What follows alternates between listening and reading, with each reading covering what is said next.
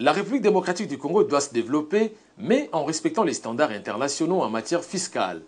Conscient de cette lourde tâche, le ministère des Finances est décidé d'aller en guerre contre les entreprises qui se spécialisent dans la fraude fiscale à travers tous les territoires de la République démocratique du Congo.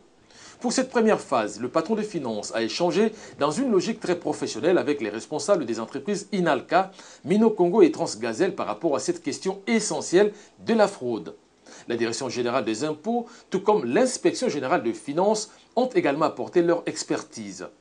Pour l'autorité des tutelles, qui a rappelé le prescrit de la législation en matière fiscale, le paiement des droits dus à l'État doit scrupuleusement être respecté pour lui permettre de contribuer à l'amélioration des conditions de vie de la population.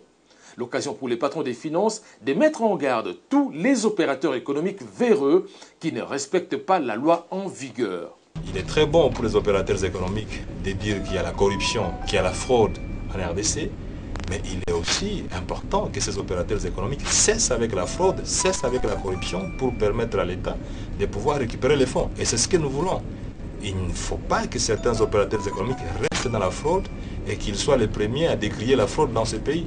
Ils doivent aussi se corriger. Pour sa part, le directeur général des impôts est revenu sur la mission du pouvoir public qui n'est pas celle d'asphyxier l'initiative privée, mais de faire en sorte que l'État recouvre ses droits. L'objectif du pouvoir public, ce n'est pas de fermer toutes les entreprises, non, c'est d'amener tout le monde à comprendre que aujourd'hui nous sommes dans une nouvelle logique. C'est une logique d'amener tout le monde à se conformer strictement à la loi. Il est à noter que cette démarche de l'Agence nationale vise la mobilisation accrue de recettes dues au trésor public en permettant au gouvernement de disposer les moyens de sa politique.